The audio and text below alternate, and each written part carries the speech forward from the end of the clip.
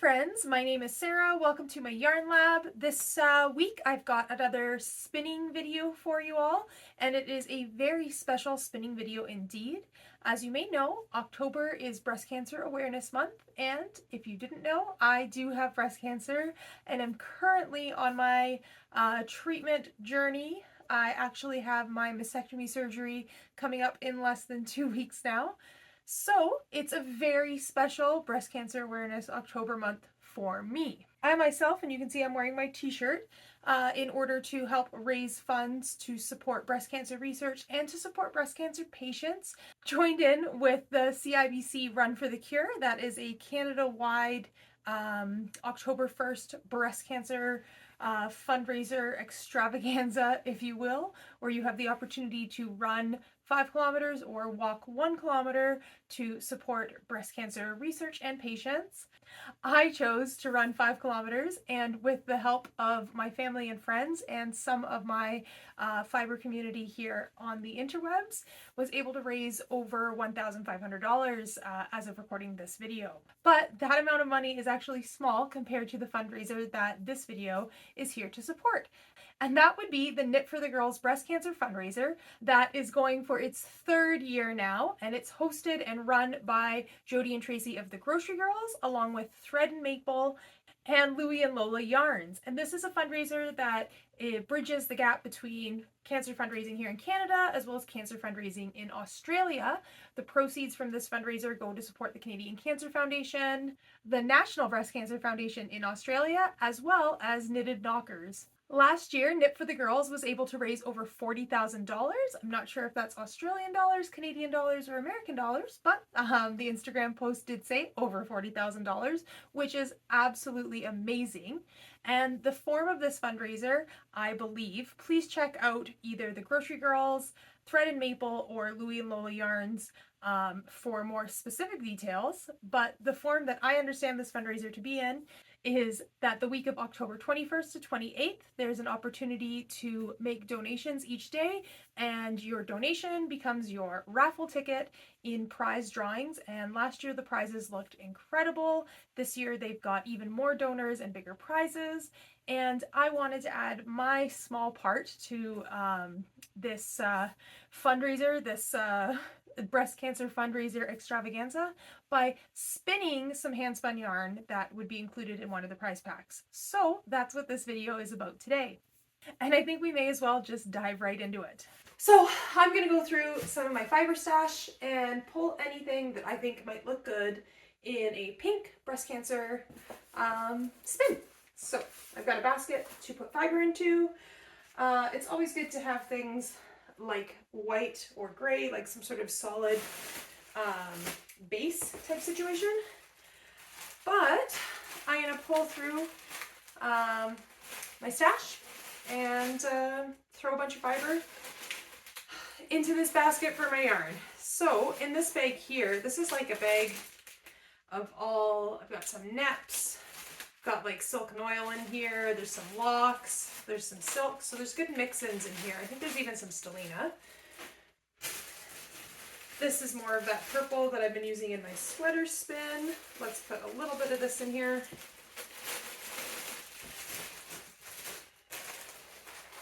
Mystery fiber. We'll leave that guy. Some really moody locks here. Those will probably be fun. Cotton candy merino. That's a definite yes. Ooh. Firestar Angelina bamboo and silk with super fine merino. That's a lot of fun. Someone else blended this. It's like a little mini bat from Frost Yarn. So that's super pretty. This is like silk noil or silk hanky, but it's a bit too red.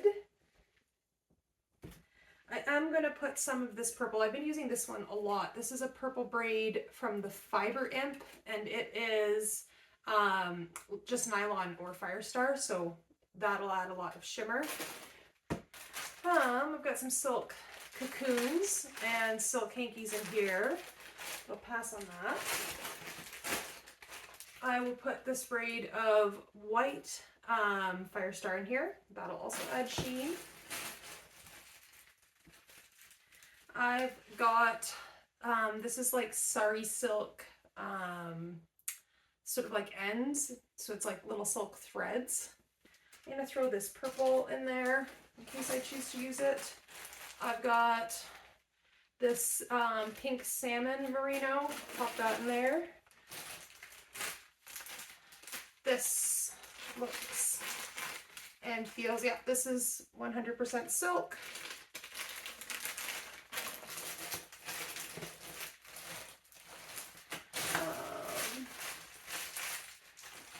Don't really love locks mixed in. Oh, and this guy here, this is a bag of cotton, which adds a really neat texture, and I do have some pink.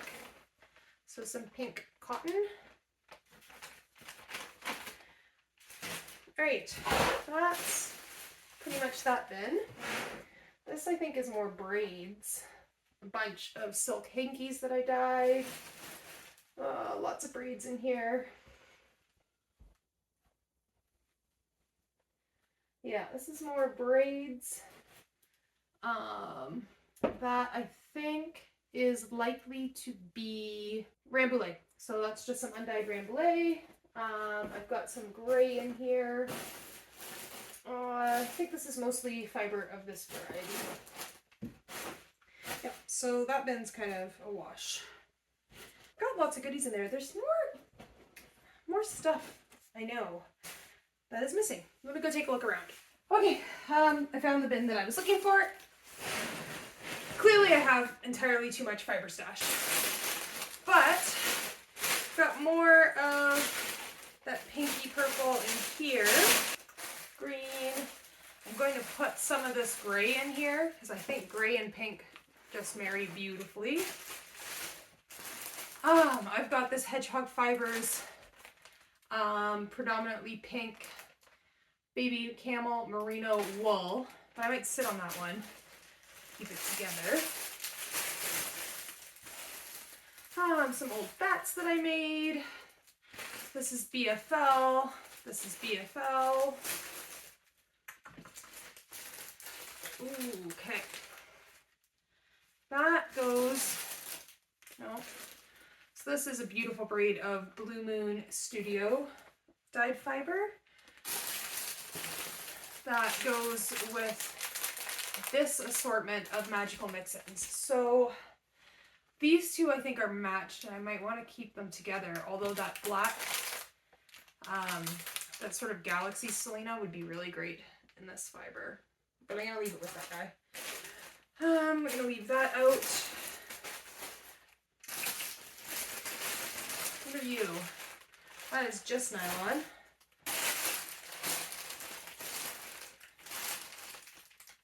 Some pink. See what I mean about pink and gray? Just perfect together, right? Maybe let's put some more of the gray in there. And we'll use that gray sort of as a base for our bats, on which the pink can sing. What else is down in here? Ooh, there's some goodies down on this one. I've got too much fiber, people. Lots. That's Black Welsh Mountain that I'm never going to spin. Ooh, no, that's for a project.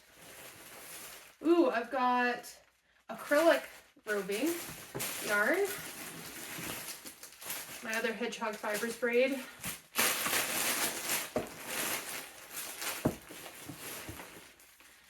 Ooh, that's a pretty one for another day. Neatnik yarns out of Edmonton.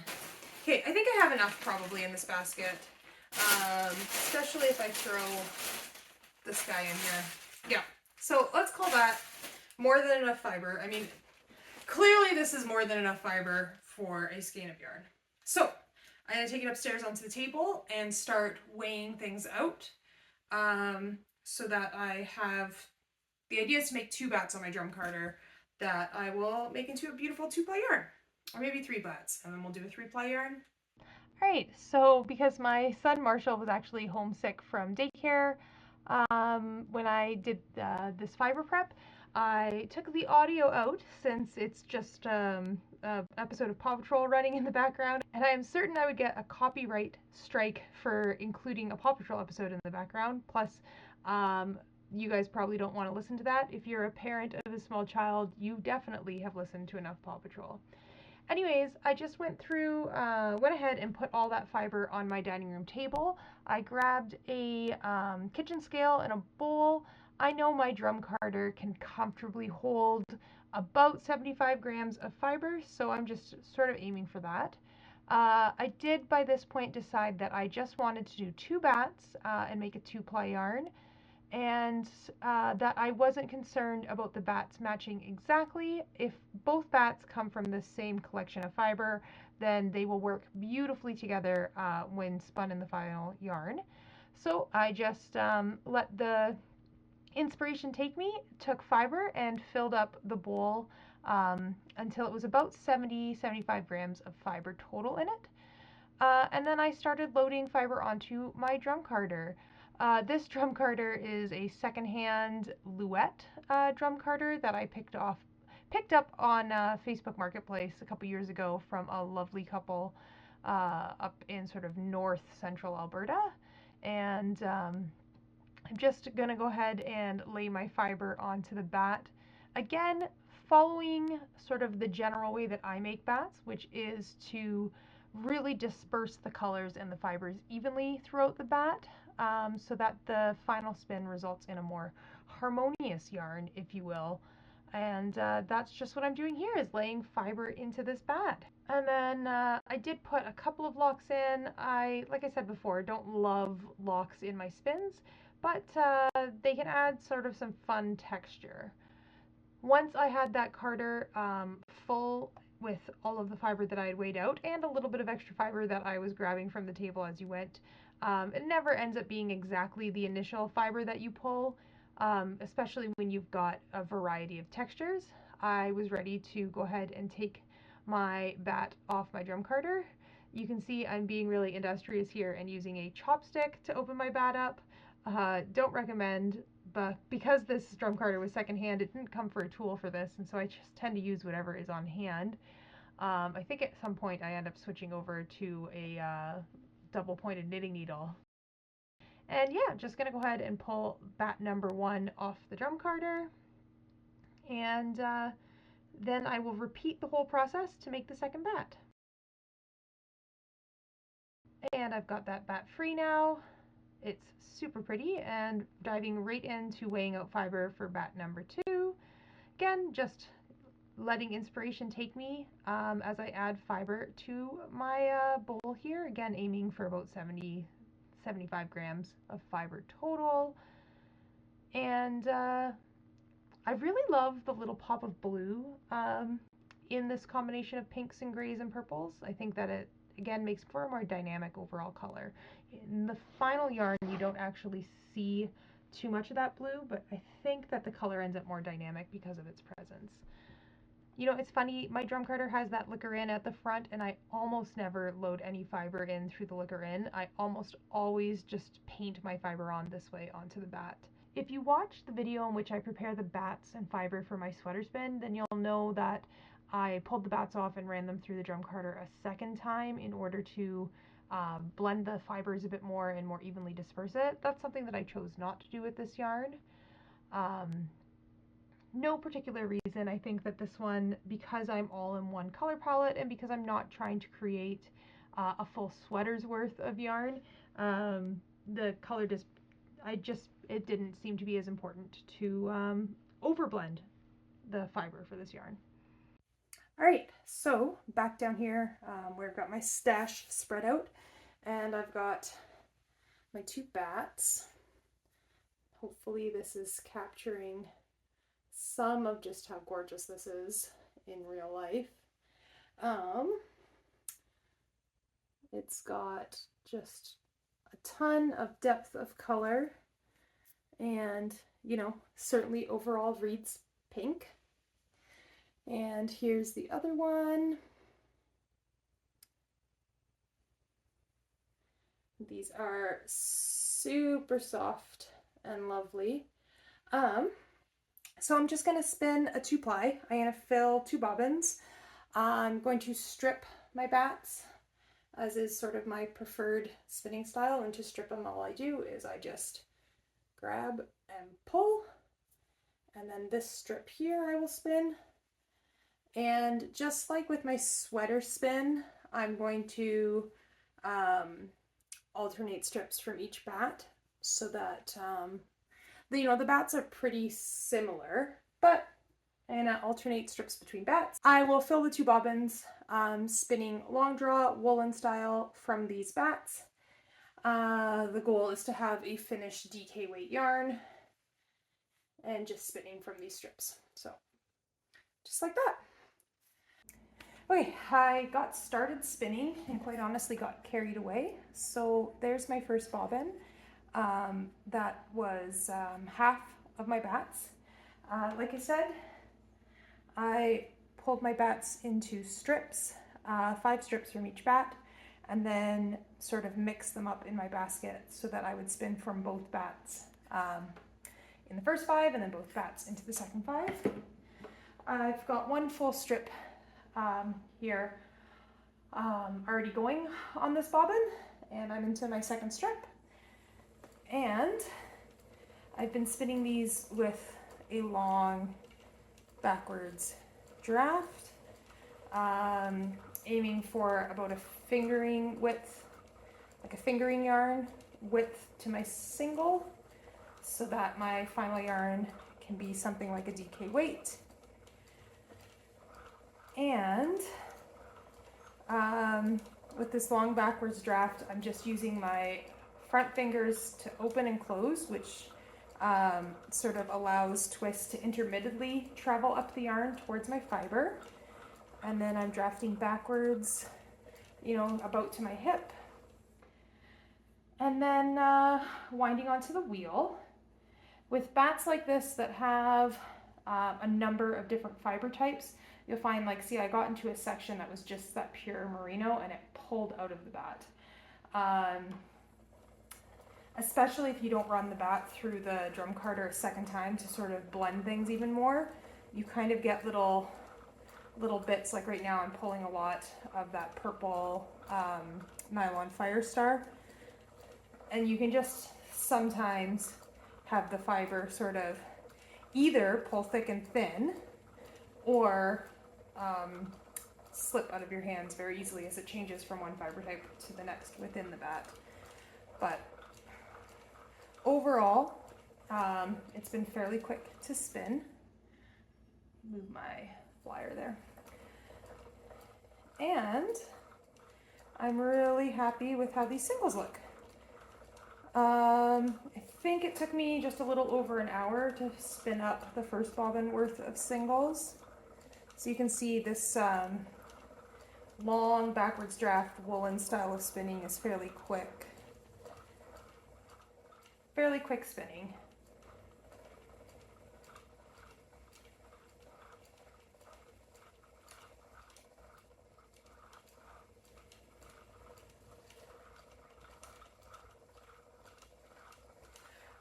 Another trick for spinning with the long backwards draft like this is resist the temptation to look at your spinning wheel. So although my legs are pointed in the direction of the spinning wheel in order to treadle, I've got my body turned sort of at a 45 degree angle away from my spinning wheel, and I'm really only focusing on what's going on between my hands. I find as soon as you try and turn to the wheel, as soon as you try and turn to face the wheel like this, that long backwards draft just, you lose your rhythm and consistency.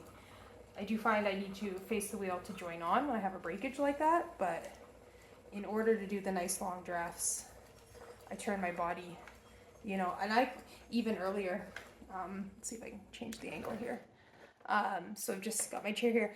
Earlier I was even sort of casually leaning back with my arm even draped over the back of my chair so that I was really spinning perpendicular to my wheel like this. And again, just controlling the traveling of the twist with my front hand and drafting way back. I mean, you can't see because I'm going way to the frame, but I'm drafting probably 2/3 of a yard before I feed onto the wheel, most times.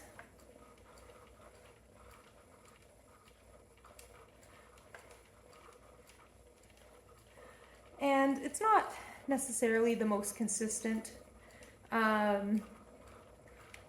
diameter yarn, but it's a woolen style yarn. They can be really forgiving. When you ply it up, those inconsistencies will often sort of alleviate themselves in the 2-ply. And with the number of different fibers in this yarn, and like here you can see I've got some neps coming through, like there'll be little bits of texture and thick and thin, and it adds to the character, I think, of my final yarn.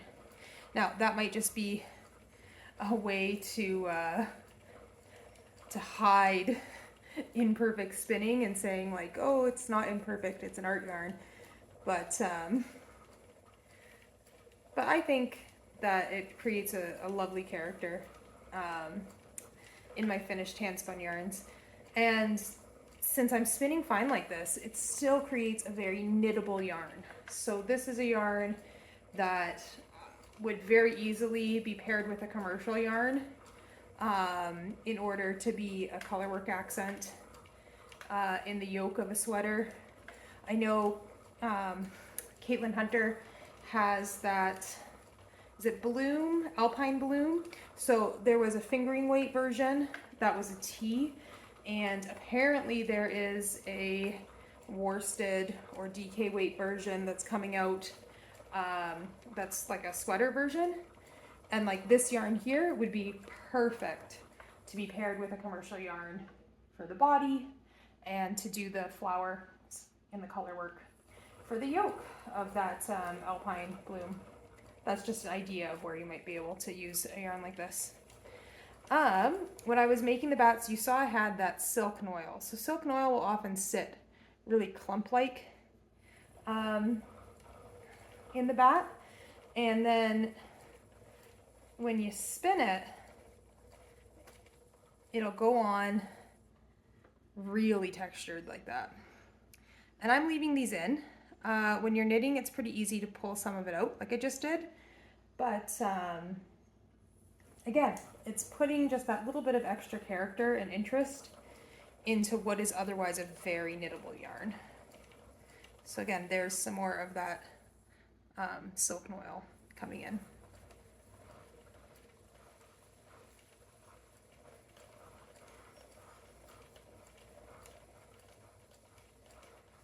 And if I draft anything too thin like this, I just stop, break off, and then wrap a little bit more fiber around that thin section. I don't want anything like so thin like that.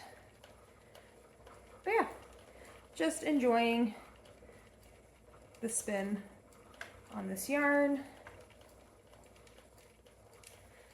And I should have the singles finished today, and then I will 2-ply it tomorrow, finish it off, and get it sent on its way. So while I was at it, I decided I wanted to spin a yarn for each Jodi and Tracie as well. So I carded up these bats, and they are sister bats in that they both feature the same purples and teals, but one is obviously sort of a darker iteration, and the other is a lighter version. So we've got the Jodi and the Tracie, and I'm going to spin these up into 2-ply yarns as well. And I mean, there's just nothing softer or more delicious than bats fresh off your drum carder. So I'll spin the Tracie yarn first and the Jodi yarn second. Okay, that's all the footage of the spinning and finishing on those yarns that I did. So here is the pink yarn. This one, like I showed in the video, I spun woolen style onto 2 separate bobbins and then just did a traditional 2-ply. The final skein is about 130 grams. and is 176 meters of yarn. So just squishy and beautiful. So it's about 176 meters, which I think should be plenty to do a contrasting color work yoke. Or it's certainly plenty to knit a hat, knit a pair of mitts. The finished weight I would put at worsted weight. It is a little thick and thin, as is the nature often with hand spun yarn. But I would say that this is very comfortably a worsted weight finished weight yarn, and I would treat it as a non-superwash yarn. There are some fibers in here that wouldn't felt. There's some superwash fiber. There's certainly quite a bit of the nylon and stellina, but most of the yarn, most of the wool that I use for this yarn is not superwash treated, and so overall the finished yarn I would treat the way that you would treat a non-superwash sweater or knit project. So there is the Knit for the Girls hand spun yarn. And I did also spin up the Jodi in the lighter color and the Tracie in the darker color from those two bats. So the light one is 70 grams and is 97 meters. The dark one is a little bit smaller. I've only got 67 grams here and 86 meters. So those two yarns finished up as well. I spun these sort of thinking that they are intended for Jodi and Tracie, and I will let them decide whether they wish to keep them or pass them along. And the same process exactly for these as I used for this spin. That's all I've got for today. I hope you enjoyed a bit of watching me dive through my fiber stash, watching me put together and card up the bats for this project, and my little discussion on woolen style long draw spinning in the spinning portion of this video. Definitely make sure that you check out between October 21st and 28th the Knit for the Girls breast cancer fundraiser so that you have a chance of winning hopefully my skein, but all of the very lovely prizes that have been accumulated by the Grocery Girls, Thread and Makeable, and Louie and Lola yarns to support an important cause, obviously to me, but 1 in 8 women are expected to receive a breast cancer diagnosis in their lifetime. Additionally, breast cancer does not discriminate. It can strike young people and it can strike men as well. So everyone at some point in their life, whether directly or through a loved one, will be affected by breast cancer, which means it's so critically important that we can come together as a community to raise funds to support research as well as patients against this unfortunately far too common disease. That's all I've got for you today. Thanks for watching. Make sure that you are subscribed so that you don't miss out on anything coming out of my yarn lab. And until I see you next time, happy knitting, spinning, crocheting, weaving, sewing, quilting, dyeing, felting, whatever it is that you do with fiber, because after all, this is the Yarn Lab. Bye for now.